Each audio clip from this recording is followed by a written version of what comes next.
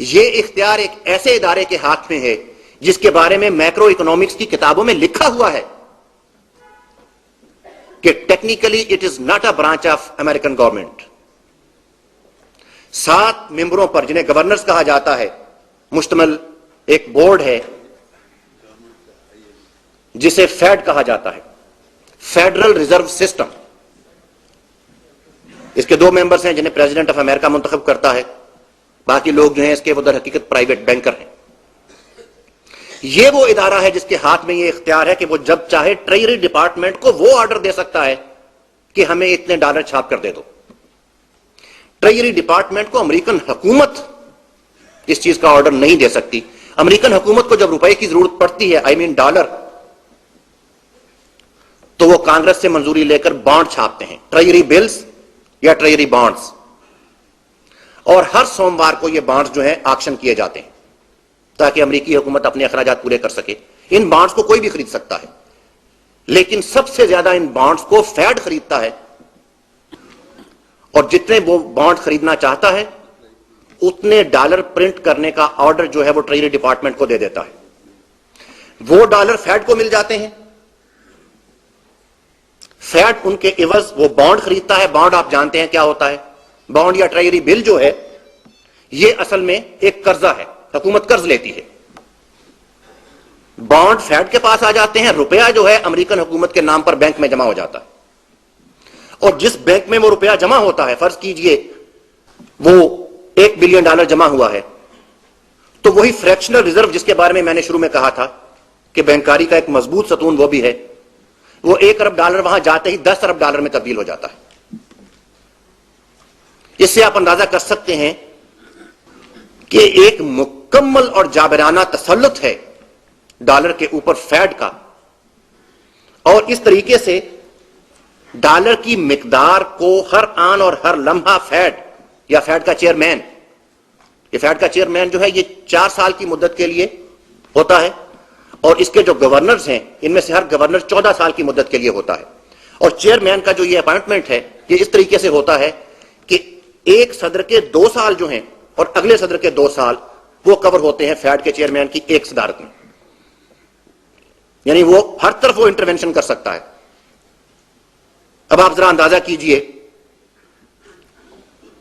कि ये कुव्वत जिसे इस वक्त दुनिया में सोल सुप्रीम पावर समझा जा रहा है, वो मोहताज किसकी है?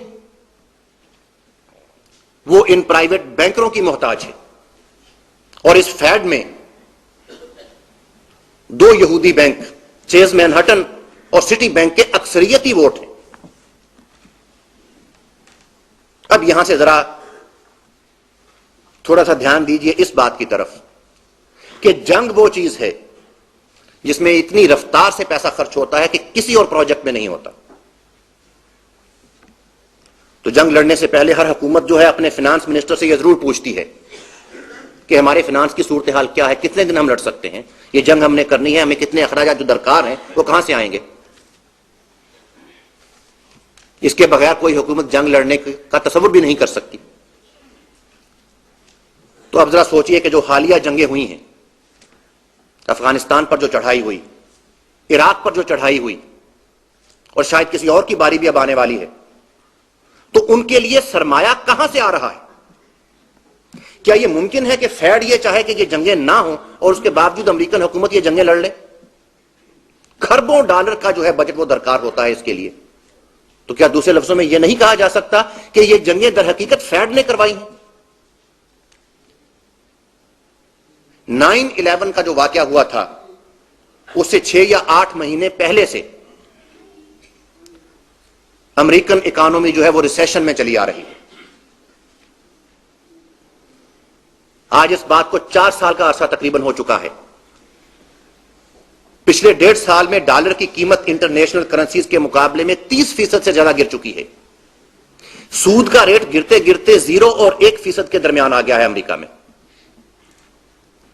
अब इस सूरत हाल में होना तो यह चाहिए कि फेड जो है वो डॉलर की सप्लाई को महदूद कर दे ताकि डॉलर को सहारा मिल सके, जो पहले ही बेकीमत होता चला जा रहा है उसे सहारा मिल सके। लेकिन फेड क्या कर रहा है? इन जंगों के जरिए से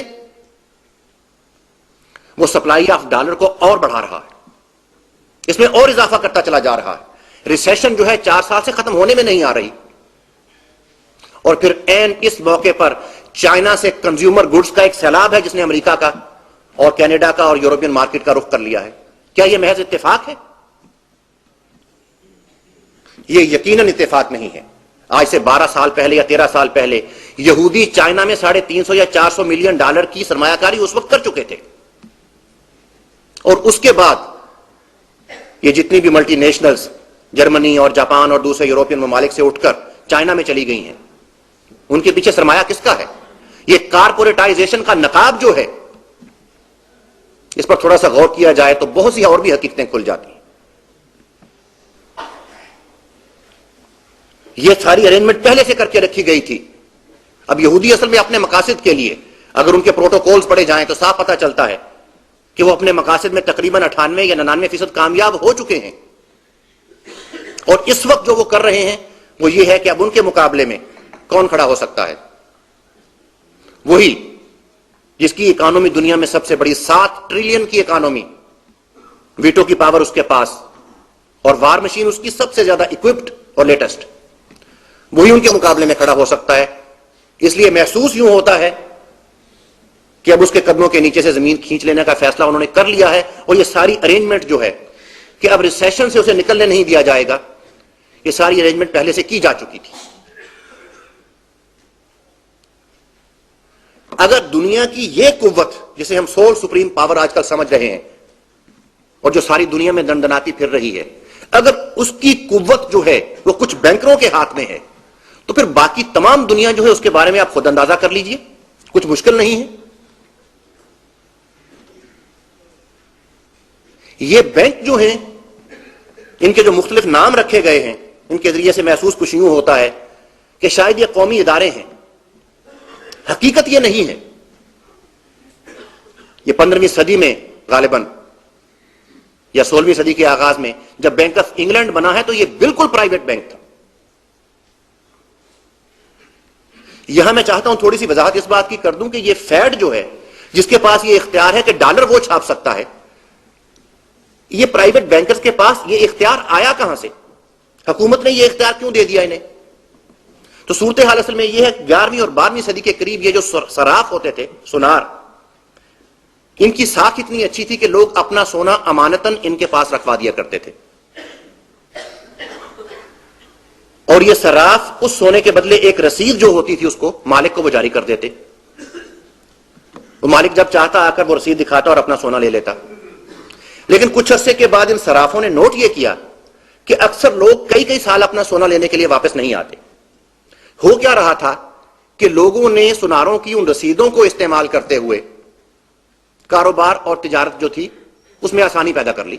कौन सोना उठाकर लाए और ले जाए, इन रसीदों के जरिए से कारोबार शुरू हो गया। जब इन सुनारों ने, जिन्हें मनी चेंजर्स भी कहा जाता है, यह बात देखी तो इन्होंने जो सोना इनके पास होता था, जो कई कई साल जिसे क्लेम नहीं किया जाता था, उसका कुछ हिस्सा जरूरतमंदों को सूद पर देना शुरू कर दिया। फिर कुछ और वक्त गुजरा तो इनके हिर्स और लालच ने उन्हें एक और रास्ता सुझाया। वो ये कि फर्ज कीजिए एक साहब ने 1 किलो सोना एक सुनार के पास रखा है और उससे एक रसीद ले ली है 1 किलो सोने की। तो साहब का तजर्बे ने सुनार को यह बात बताई कि ये तो पता नहीं कितने साल इतने सारे लोग जिन्होंने मेरे पास सोना रखा लेने नहीं आएंगे। तो उसने क्या किया कि एक रसीद तो सोने के असल मालिक को जारी की और उसके अलावा 8-10 रसीदें मुख्तलिफ लोगों को सूद पर जारी कर दी। वो असल में जाली रसीदें थी। फिर यह सिलसिला फैलता चला गया। जिसकी जितनी साख थी उसने उसी एतबार से वो रसीदें छाप छाप कर चलानी शुरू कर दी। इसके बाद फिर हुकूमतों को जब यह फिक्र लाहक हुई कि यह तो निरा फ्रॉड है, इसका कुछ किया जाना चाहिए, तो फिर इन मनी चेंजर्स और अमेरिका की हुकूमत के दरमियान यूं कहना चाहिए कि बहुत ज्यादा टसल हुई है, बड़ी कशमकश हुई है। और ये जो लिंकन को कत्ल करवाया गया, जैक्सन को कत्ल करवाया गया, इसके बारे में शवाहिद दस्तयाब है कि असल में इन कातलों को फाइनेंस करने वाले बैंकर थे। और लिंकन के जमाने में तो यह बात बहुत ज्यादा, वो जो जंग हुई उस जमाने में लिंकन के पास अपने सिपाहियों को देने के लिए पैसे नहीं थे। उसने जब मनी चेंजर से राब्ता किया तो उन्होंने गालबन 36% सूद का मुतालबा किया। इस पर लिंकन ने फिर अपने एक दोस्त से मशवरा किया कि क्या करना चाहिए। उसने कहा तुम कांग्रेस से कहो